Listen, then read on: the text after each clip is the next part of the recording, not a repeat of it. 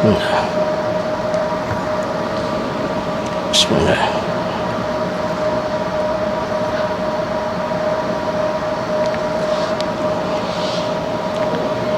A'udzu billahi minasyaitonir rajim. Bismillahirrahmanirrahim. Alhamdulillahi rabbil alamin wassalatu wassalamu ala Rasulillah Sayyidina Muhammad wa ala alihi wa sahbihi ajma'in. Allahumma rabbi shrah li sadri wa yassir li amri wahlul 'uqdatam min lisani yafqahu qawli. Yang dihormati pengurusi majlis, yang dihormati yang berhormat Datuk Dr. Hassan Baharom, Ahli Parlimen Tampin, dan seluruh kepimpinan ABIM, kepimpinan kemasyarakatan di kawasan Tampin, dan muslimin muslimat, khususnya syabab kita panggil, bakal peneraju generasi akan datang untuk kemakmuran Tampin, kemakmuran Negeri Sembilan, dan untuk Malaysia khususnya, insya-Allah.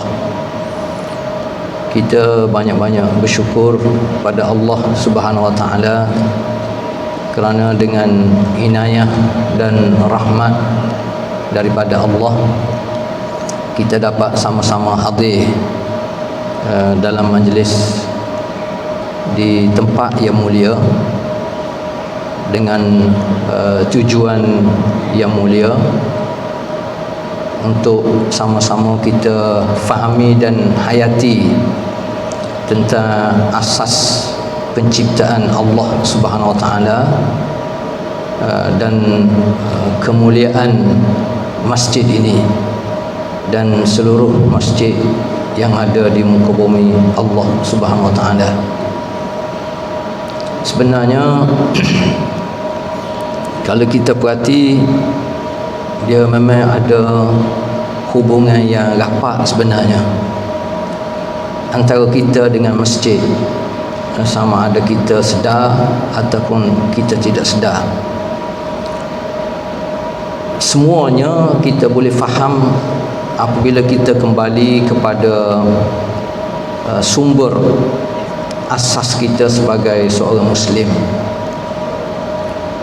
Kita tahu ayat pertama yang turun kepada Nabi kita Muhammad sallallahu alaihi wasallam adalah Iqra, sebagaimana kita tahu.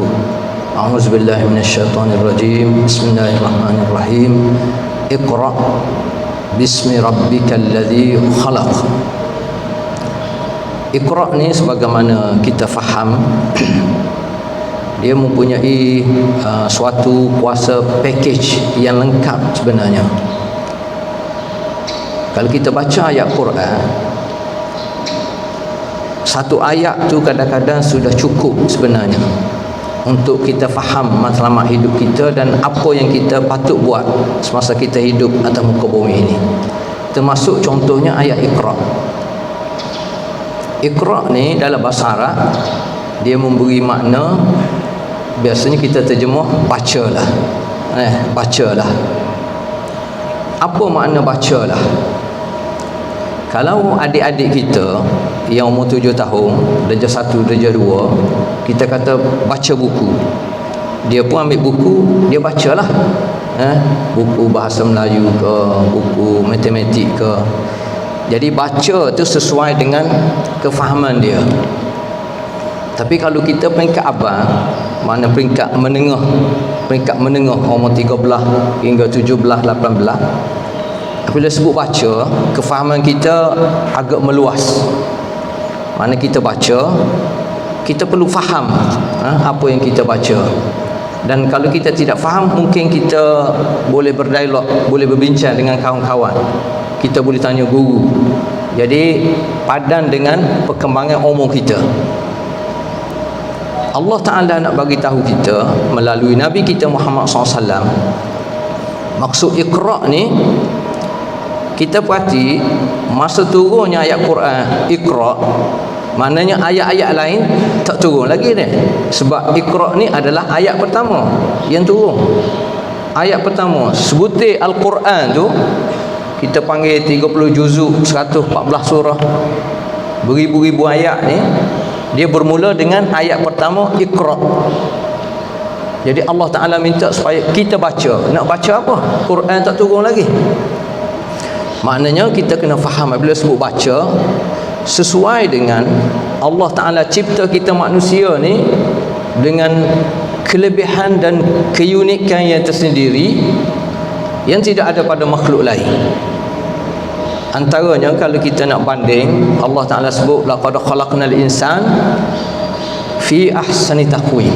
Allah Ta'ala cipta kita ni sebaik-baik kejadian, sebaik-baik penciptaan.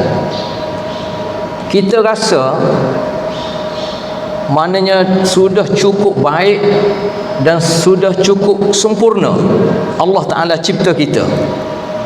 Kita tengok daripada atas kepala kita sampai ke bawah kaki kita cukup sempurna. Allah Ta'ala cipta kita.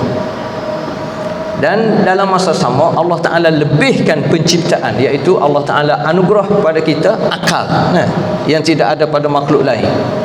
Dekat akal ni lah Allah Ta'ala minta supaya kita baca.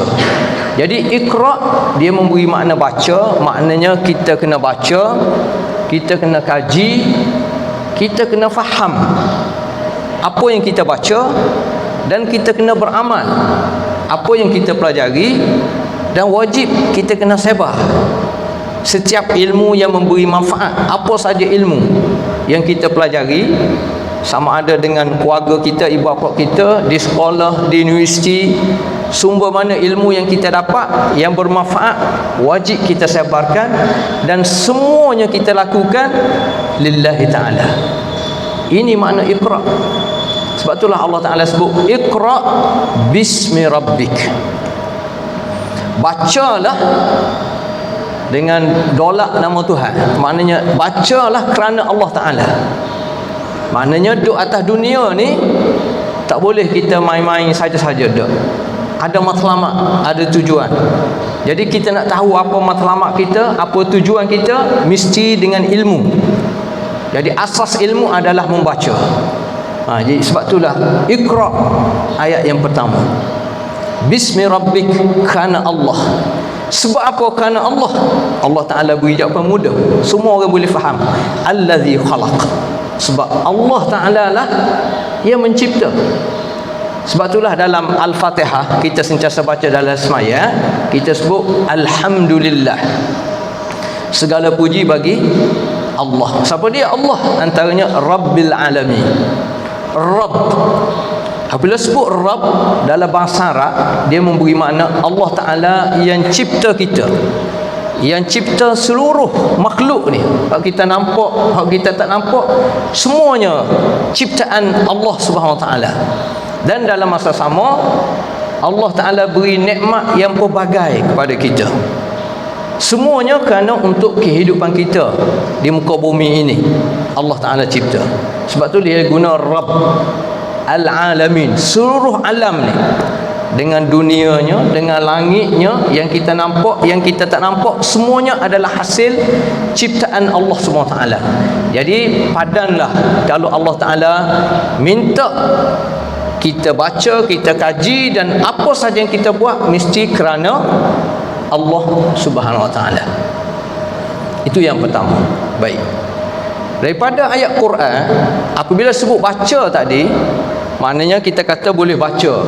Asas ilmu kita kata ada dalam Quran, dan ilmu juga kita perolehi melalui pengkajian tentang alam ni, tentang penciptaan ni.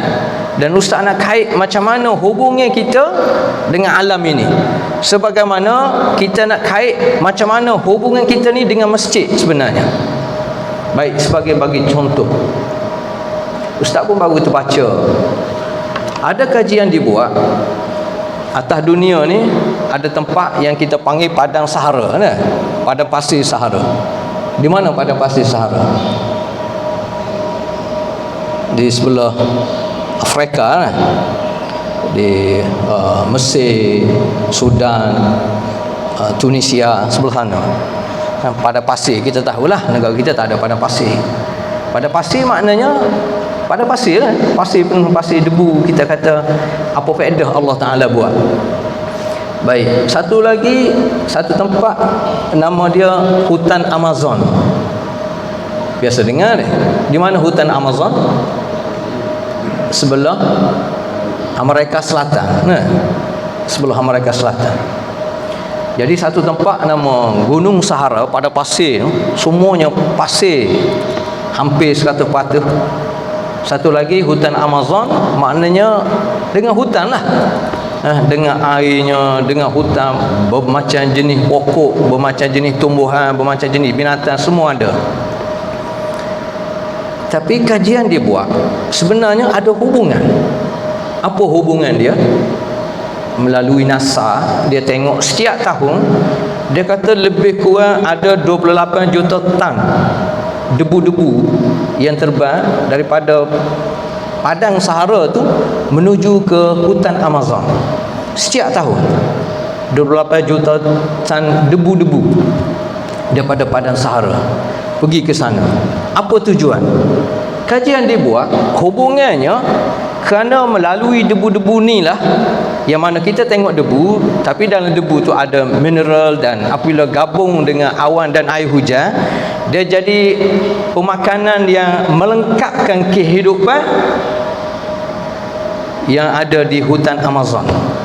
Hubungan, macam mana kita nak tahu hubungan tu kalau kita tidak ada ilmu, kalau kita tidak ada kajian?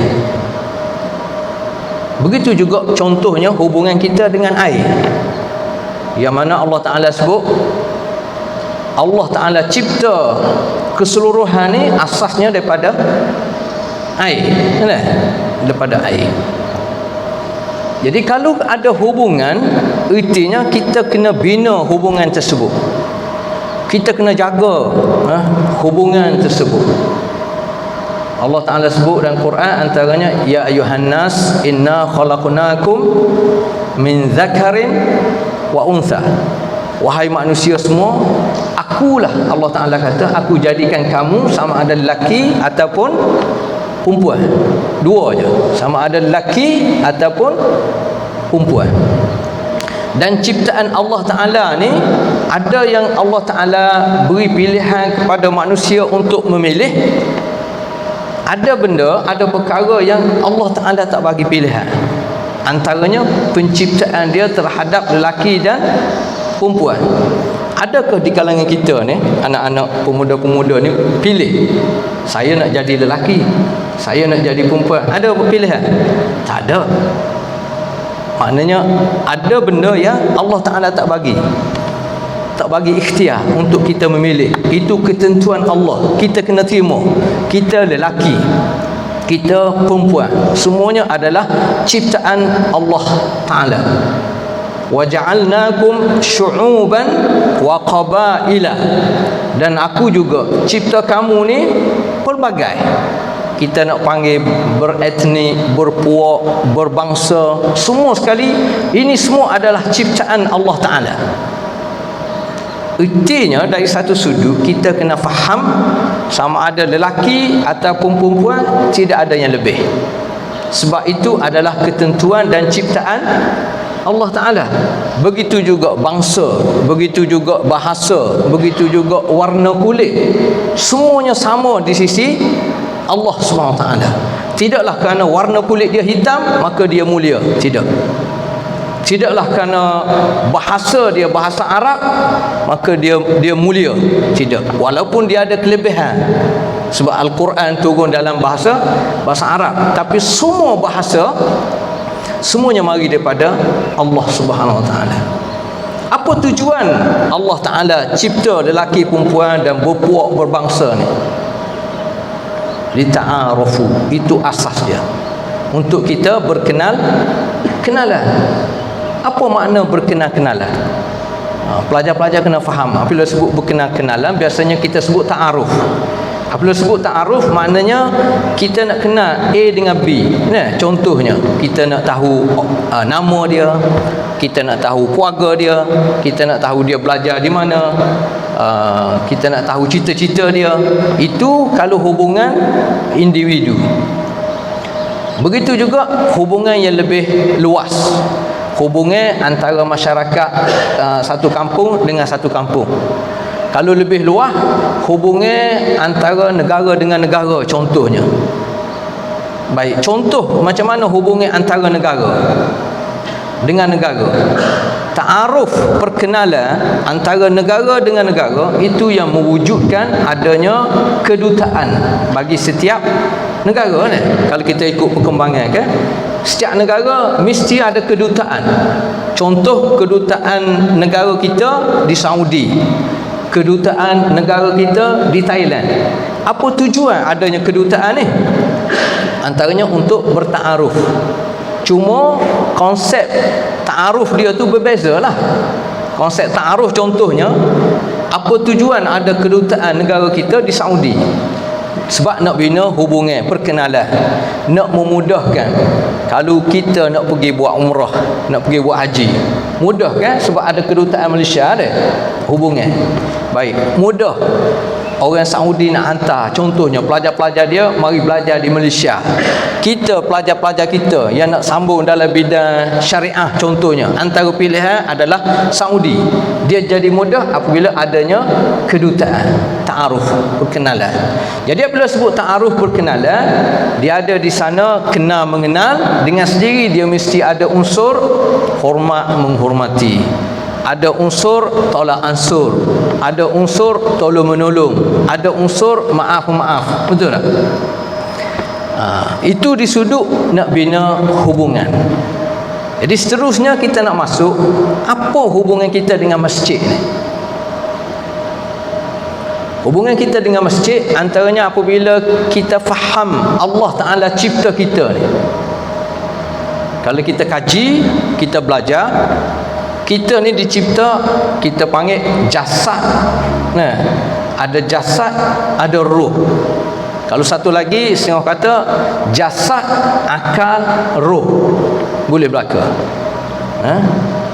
Dan setiap komponen tu dia ada keperluan dia. Secara mudah dia ada makanan dia. Tubuh kita ada makanan dia. Kita duk makan nasi, kita makan roti, kita minum air itu untuk makanan bagi tubuh kita, bagi jasad kita. Baik, akal ada makanan dia juga. Apa makanan akal? Ilmu antaranya. Maknanya apabila kita baca, kita kaji, maknanya kita bagi makanan kepada akal kita. Roh, jiwa kita juga ada makanan dia. Apa makanan dia? Antaranya makanan itu ada di masjid. Nah itu.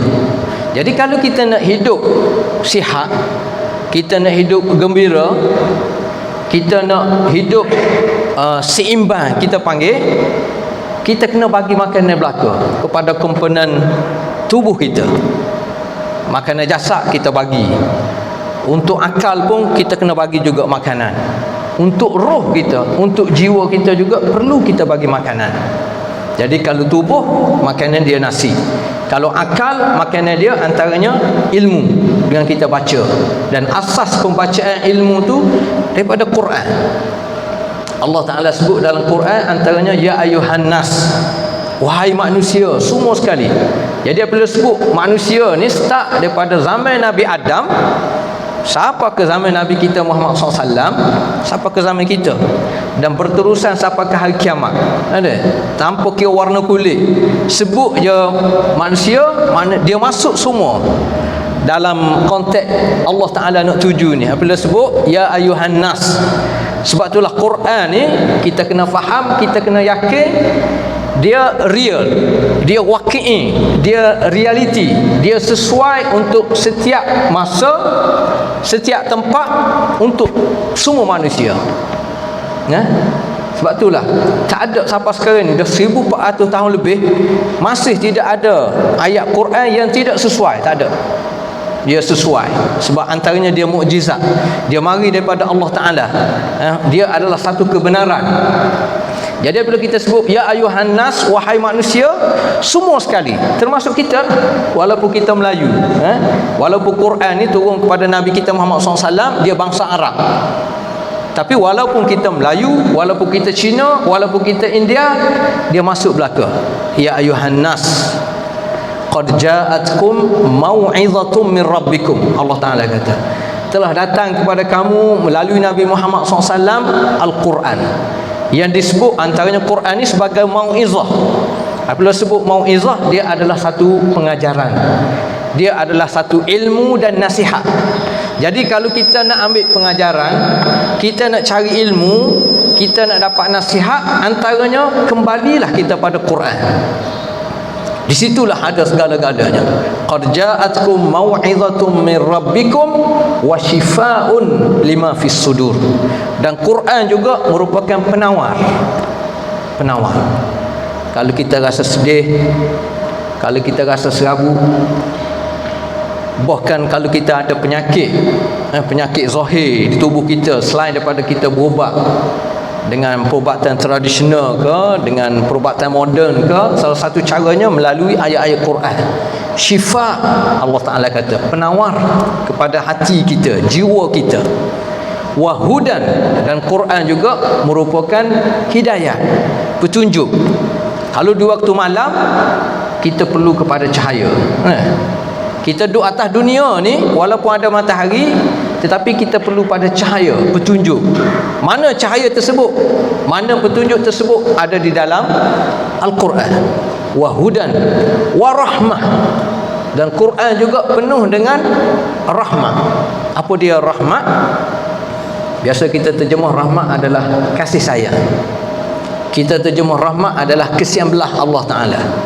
Dan Allah Ta'ala tonjolkan dia, zat Allah Ta'ala ni dengan sifat antaranya sifat rahmah. Sebab itulah kita ulang semua. Allah Ta'ala minta kita ulang bismillah, dengan nama Allah. Kita nak makan dengan nama Allah, kita nak buat kerja dengan nama Allah, kita nak belajar dengan nama Allah, semua sekali dengan nama Allah. Siapa dia Allah ni? Ar-Rahman Ar-Rahim. Ar-Rahman, penuh dengan kasih sayang. Allah Ta'ala penuh dengan kasih sayang, sama ada di dunia ni berterusan sampai ke akhirat. Itu Ar-Rahman Ar-Rahim, kasih sayang Allah. Dan Allah Ta'ala nak suruh kita manusia ni faham Allah Ta'ala ni betapa dia kasih dan sayang kepada kita ni, sehingga nak suruh kita faham kasih sayang Allah ni, dia utus Nabi. Wa ma arsalnaka illa rahmatan lil alamin. Allah Ta'ala utus Nabi Muhammad SAW khusus untuk melalui kehidupan Nabi ni, supaya kita faham betapa kasih sayang Allah ni tanpa had, tanpa batasan kepada makhluk dia, khususnya kita manusia. Ini rahmah. Dan dalam Quran ni penuh dengan rahmat. Dan rahmat ni untuk siapa dia? Allah Ta'ala kata rahmat asasnya wa rahmatul lil mu'minin, pada orang yang beriman lah. Sebab itulah Allah Ta'ala sebut qul bi fadlillahi wa bi rahmatihi. Maka kerana kurniaan Allah Ta'ala, rahmat Allah Ta'ala, qul bi fadlillahi wa bi rahmatihi fabidzalika falyafrahu. Hendaklah kita bergembira. Kita kena rasa seronok dengan Quran ni. Kita kena rasa seronok dengan keimanan ni. Kita kena rasa seronok makanan yang kita boleh beri makan kepada roh kita, kepada jiwa kita apabila kita berada di masjid, di rumah Allah Subhanahu Wa Taala. Qul bi fadlillahi wa bi rahmatihi fabidzalika falyafrahu huwa khairun mimma yajma'un. Semuanya apa yang ada dalam Quran ni merupakan anugerah, kurniaan, rahmat daripada Allah SWT untuk kehidupan kita keseluruhan, dan dia adalah yang terbaik, lebih baik berbanding dengan apa yang kita fikir untuk kita himpun kebendaan semasa kita hidup atas muka bumi ini. Ini pentingnya hubungan kita dengan masjid. Terutamanya kita di peringkat muda lagi lah, kita kena bina. Kita tak boleh kata tunggu tua dulu, tunggu pencen dulu, baru nak mari masjid. Belum tentu. Kita kena bina daripada sekarang ni. Anak muda, kalau kita rasa nak hidup dalam keadaan seronok, hidup dalam keadaan seimbang, hidup dalam keadaan bahagia, sebenarnya dia bermula di sini. Dia bermula di masjid. Nama lagi masjid. Masjid maknanya tempat sujud, asas dia, tempat kita beribadah.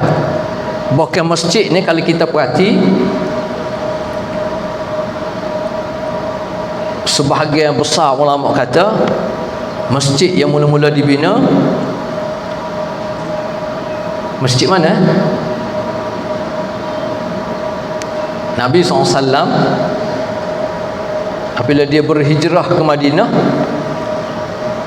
sebelum dia sampai ke Madinah, dia singgah di mana? Satu tempat nama Quba. Ada? Di Quba. Di Quba tu dia bina masjid. Dia duduk dalam tempoh tertentu, ada kata seminggu, ada kata 2 minggu lebih kurang, barulah dia meneruskan perjalanan dia ke Madinah. Apabila sampai di Madinah, antara kerja pertama yang Rasulullah SAW buat adalah bina masjid. Sebab di masjid itulah untuk kita beribadat, untuk kita bertanya khabar, untuk kita mengukuhkan hubungan silaturahim sesama kita. Dan di masjid itulah untuk kita dapat ilmu, di masjid itulah untuk kita mendapat hidayah Allah, untuk mendapat syifa Allah tadi. Dan segala-galanya kalau kita perhati, fungsi masjid itu terlalu besar. Jadi benda ni perlu dihayati oleh anak-anak muda. Ini penting. Dalam satu ayat Allah Ta'ala cerita faktor sebab manusia diazab oleh Allah Subhanahu Wa Ta'ala. Antaranya dia sebut innahu kana la yu'minu billahil azim. Antara faktornya kerana dia tidak beriman dengan Allah Subhanahu Wa Ta'ala yang maha agung. Itu faktor utama. Faktor kedua dia sebut wala yahuddu ala ta'amil miskin. Dia tidak memberi galakan untuk menolong fakir miskin. Itu dua faktor utama yang menyebabkan seseorang ni akan diazab oleh Allah Subhanahu Wa Taala. Jadi kita tahu masalah nikmat syurga dan azab neraka Allah Subhanahu Wa Taala. Kalau kita berpegang kepada dua ayat ni pun sudah cukup. Dua faktor utama. Macam mana kita nak bebaskan diri kita ni daripada azab Allah Subhanahu Wa Taala? Antaranya kita kena yakin dengan Allah Subhanahu Wa Taala. Yakin yang disimpulkan oleh ulama antaranya yang kita sebut rukun iman. Rukun iman. Kalau kita perhati rukun iman ni keseluruhannya dia berkait dengan keimanan, dia berkait dengan kepercayaan, dia berkait dengan keyakinan. Itu asas rukun iman. Percaya kepada Allah, percaya pada hari kiamat, percaya pada Rasul, percaya kepada qada dan qadar. Semua berkait dengan keimanan, semua berkait dengan keyakinan, keimanan. Asasnya iman kita terhadap kewujudan Allah Subhanahu Wa Taala. Ini penting. Kita yakin betul. Mana bukti kita yakin? Bukti kita yakin ditampilkan melalui rukun Islam, asas dia. Sebab apabila sebut rukun Islam, dia berkait dengan amalan. Bermula dengan syahadah. Mana apabila sebut rukun Islam, apa dia? Bersyahadah. Kita bersaksi bahawasanya tidak ada Tuhan melainkan Allah, dan bersaksi bahawasanya Nabi Muhammad adalah pesuruh Allah. Ini sebagai bukti keimanan kita. Mana bukti kita betul-betul beriman kepada Allah? Mana bukti kita betul-betul beriman kepada kewujudan hari kiamat? Mana bukti kita beriman dengan qada dan qadar ketentuan Allah Subhanahu Wa Taala? Kita boleh buktikan melalui rukun-rukun Islam. Antaranya melalui syahadah.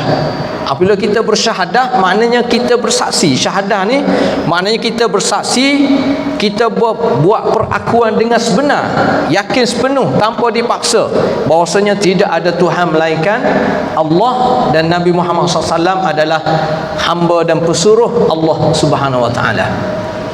Kemudian kita semaya, kita tunai zakat, kita berpuasa, kita mengerjakan haji bagi yang ada kemampuan. Ini sebagai tanda keimanan kita kepada Allah Subhanahu Wa Taala. Jadi macam mana kita nak pastikan kita ni betul-betul beriman, yakin? Ilmu. Ya. Dan ilmu ni sebagaimana kita tahu, kita boleh dapat di sekolah, kita boleh dapat di universiti, kita boleh dapat melalui program-program. Dan antara tempat yang paling subur, paling sesuai adalah di masjid. Ini hubungan kita dengan masjid. Jadi macam-macam mana pun kita tak boleh nak tinggal masjid. Kalau kita orang Islam, kita tak makmurkan masjid, kita nak serah pada siapa dia yang datang ke masjid, makmurkan masjid? Adakah kita nak serah kepada non-Muslim? Tak mungkin. Sebab dia ada tempat ibadat dia kan. Sebab kita tahu ibadat ni semua manusia, sama ada dia beriman kepada Allah hatta tidak beriman pun, sebenarnya kalau di sudut kajian, kalau kita baca kan, kaji sejarah tamadun manusia ni, biasanya dia kata di situ ada air, di situ ada kehidupan. Maknanya di situ ada tamadun. Sebab apa? Sebab kalau dulu biasanya air menjadi punca utama. Orang hidup biasanya dia bina kehidupan dia, keluarga dia, masyarakat dia di tepi air, di tepi sungai. Jadi sebab ada pepatah kata di situ ada air, di situ ada kehidupan, di situ ada pembangunan. Baik, yang kedua, di situ ada kehidupan dan di situ ada pembangunan, di situ ada tempat orang beribadat, ma'abid. Tabiat manusia, dia tengok kehidupan dia tengok hidup dalam keadaan gelap gelita, tiba-tiba mari cahaya matahari. Jadi dia kata matahari hebat, dia pun sembah matahari, kan? Kadang-kadang dia buat satu tempat khusus untuk dia sembah matahari. Setengah manusia dia tengok bulan, maka dia sembah bulan. Setengah manusia dia tengok kehebatan di sudut air, maka dia sembah air. Dan biasanya setiap manusia ni, kelompok dia ada tempat khusus dia. Dia panggil ma'bad ataupun ma'abid, tempat beribadat. Terserah pada manusia lah. Kita orang Islam, kehebatan kita tidak sembah matahari. Sebab matahari ni dicipta, dia dipanggil makhluk. Kita tidak sembah air, walaupun kita tahu keseluruhan makhluk perlu kepada air. Sebab dia makhluk. Makhluk maknanya dicipta. Kita menyembah yang mencipta seluruh makhluk, iaitu Al-Khaliq, yang mencipta. Siapa dia Al-Khaliq? Huwallah, iaitu Allah. Itu kehebatan kita orang Islam. Kita kena rasa kita menyembah yang mencipta keseluruhan makhluk yang kita nampak, termasuk diri kita sendiri. Bukan mak ayah kita yang cipta. Semuanya ciptaan daripada Allah Subhanahu Wa Taala. Itu iman kita kepada Allah Subhanahu Wa Taala. Kalau kita beriman kepada Allah, menjadi asas utama untuk kita dibabaskan, dijauhkan daripada azab neraka Allah Subhanahu Wa Taala di akhirat kelak. Itu satu. Yang kedua, untuk melengkapkan kehidupan kita ni adalah antara faktor mengikut ayat ni dan surah Al-Haqqah. Kalau kita tengok surah Al-Haqqah disebut yang kedua, wala yahuddu ala ta'amil miskin. Antara faktor manusia mendapat azab Allah sebab dia tidak cakna kepada masyarakat, dia tidak bina hubungan. Sedangkan Allah Ta'ala cipta kita ni, ulama kata madaniyun bitab'in, istilah dia. Allah Ta'ala cipta kita ni, kita perlu antara satu sama lain. Kita tak mungkin hidup bersendirian. Hebat macam mana kita, banyak mana harta kita, tinggi mana pangkat kita pun, kita tak boleh hidup bersendirian. Allah Ta'ala buat macam tu dah. kita perlu kepada hidup bersama, lelaki perempuan. Kita perlu pada bantuan. Walaupun seseorang tu hebat, dia kaya, dia ada kuasa, tapi dia perlu pada bantuan. Dia perlu pada pengawal, betul tak? Dia perlu pada tukang masak, dia perlu pada tukang kebun, contohnya. Jadi manusia ni antara faktor dia tidak laksana tugas dia sebab dia nak hidup bersendirian. Dia fikir kebaikan hanya untuk dia. Dia boleh makan, dia boleh minum, dia boleh tidur, dia boleh pergi melancong, dia boleh pergi mana. Orang lain nak mati, orang lain nak lemas dalam air, orang lain tak dapat bantuan, itu dia punya pasal.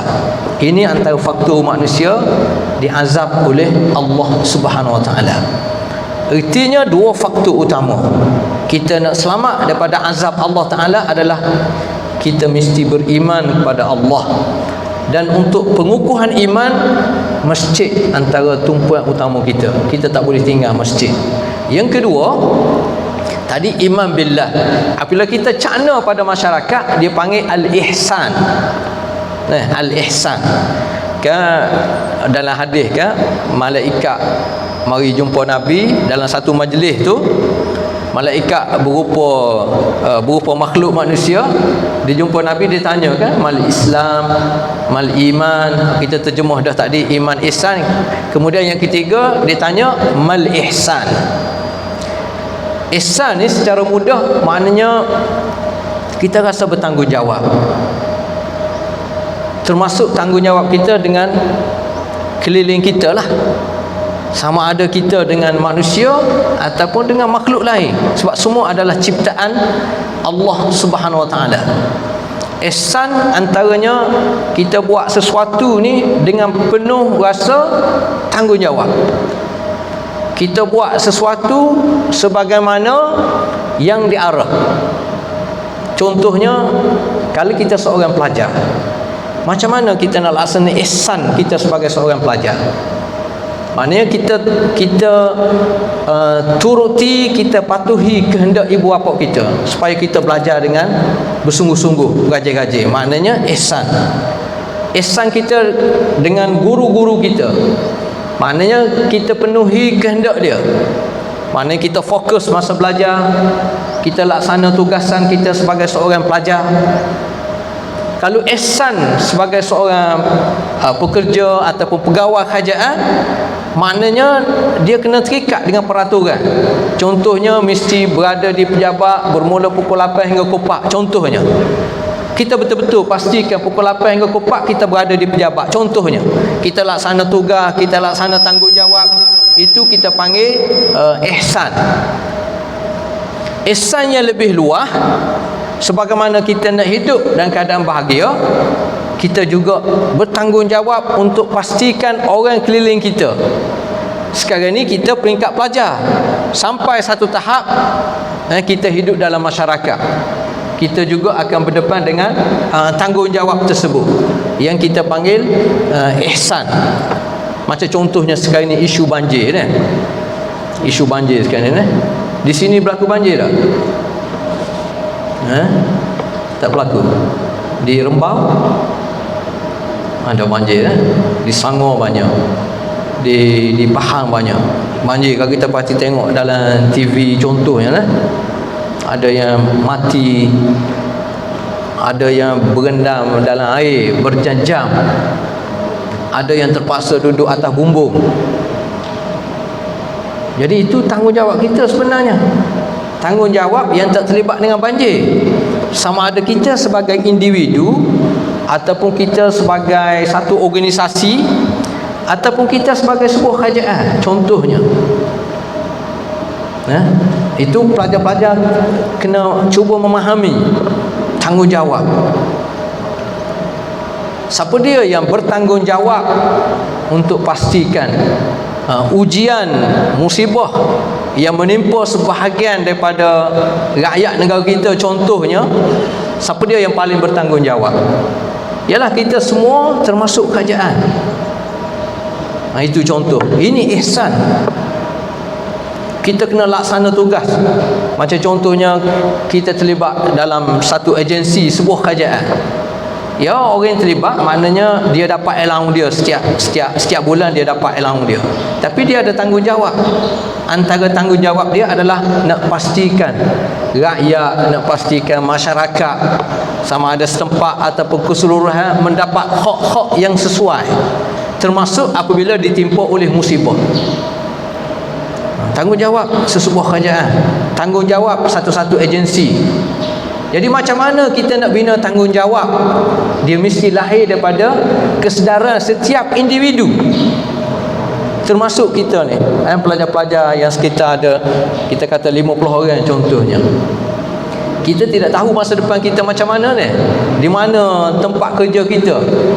Kita buka kerja sendiri ke, sebagai toke burger ke, ataupun kita kerja dalam bidang pertanian ke, dalam bidang perindustrian ke, dalam bidang pendidikan ke, dalam bidang sosial kebajikan ke, kita tidak tahu masa depan kita. Cuma kita ada cita-cita. Jadi nak pastikan ihsan ni kita dapat laksana dengan baik, kita mesti bermula daripada sekarang ni. Kita mesti cari ilmu sebanyak mungkin, dan kita mesti bina kehidupan kita supaya istiqamah tetap di atas kehendak Allah SWT, dengan antaranya kita menjadikan masjid sebagai tempat untuk kita mendapat ilmu, untuk mendapat ketenangan, untuk mendapat hidayah, untuk mendapat penawar daripada Allah SWT. Dan kita mesti menjadikan Al-Quran sebagai sumber utama untuk kita dapat ilmu sebagaimana kita faham. Dan dalam masa sama kita sentiasa mesti mendapat tunjuk ajar daripada orang yang lebih tua daripada kita, sama ada asasnya ibu bapa kita, guru-guru kita, orang yang bersedia untuk membimbing kita. Termasuk program yang kita hadir pada hari ini sebenarnya adalah untuk kebaikan kita. Sama ada kita sedar ataupun kita tidak sedar, kita kena bina kefahaman tersebut. Kita kena bersyukur kepada Allah SWT, kerana kadang-kadang ada orang yang tidak ada kaitan kerabat dengan kita, tetapi kita nampak mereka bersungguh-sungguh nak beri ilmu kepada kita, nak bina syakhsiah, kepribadian, jati diri kita untuk kebaikan kita pada masa hadapan. Jadi kita kena banyak bersyukur kepada Allah Subhanahu Wa Taala. Itu yang Ustaz boleh sebut pada pagi ini. Sama ada dia boleh memenuhi hasrat pelajar-pelajar, sama ada pelajar boleh faham ataupun tak, harap-harap boleh faham lah. Sebab Ustaz orang Kelantan kadang-kadang insya-Allah boleh faham lah, boleh faham. Dan insya-Allah bersama kita ada tokoh-tokoh lain yang boleh beri nasihat kepada kita, boleh bagi motivasi kepada kita, boleh beri kefahaman yang jelas sebagaimana yang dituntut oleh Islam melalui Al-Quran, melalui hadis Nabi SAW yang sahih, melalui kehidupan Nabi yang kita panggil sirah Nabi kita Muhammad sallallahu alaihi wasallam. Dan kita juga boleh ambil manfaat daripada generasi terdahulu, termasuk generasi sahabat, generasi tabi'in, generasi yang dididik sendiri oleh Nabi kita Muhammad sallallahu alaihi wasallam. Dan ilmu ni kita boleh ambil melalui pelbagai cara. Kita tahu sebagaimana contoh melalui program semacam ini, ilmu yang kita boleh perolehi daripada asas, daripada ibu bapa kita, daripada sekolah, daripada universiti, daripada pembacaan buku, termasuk melalui teknologi moden, hatta melalui filem-filem yang baik sekalipun. Ustaz Syur kan, anak-anak muda biasanya dia minat tengok filem. Kita tengok filem yang betul-betul boleh membangkitkan jati diri kita, membangkitkan semangat kita untuk kita faham matlamat hidup. Bukan sekadar untuk kita berseronok-seronok setiap hari penuh dengan hiburan yang akhirnya merugikan kehidupan kita. Salah satu filem contohnya filem berkaitan dengan sejarah kegemilangan Islam di zaman khilafah Uthmaniyah. Kalau adik-adik boleh Google dalam internet tu, tengok Ertugrul, ada nama Ertugrul. Ertugrul adalah ayah kepada pengasas khilafah Uthmaniyah, dan juga filem mengenai Uthman tu sendiri. Tengok Ottoman, kadang-kadang dia tulis cukup baik sebenarnya. Dia membangkitkan semangat. Kita boleh kita baca buku dan kita boleh tengok melalui filem. Walaupun mungkin dia tidak tepat 100%, tetapi Ustaz Duk Kuati tengok dia antara filem-filem yang sangat sesuai untuk membangkitkan semangat anak-anak muda, mengembalikan semula terhadap kegemilangan Islam sebenarnya. Itu yang Ustaz boleh sebut. Kita berharap majlis ini dirahmati dan diberkati oleh Allah Subhanahu Wa Taala.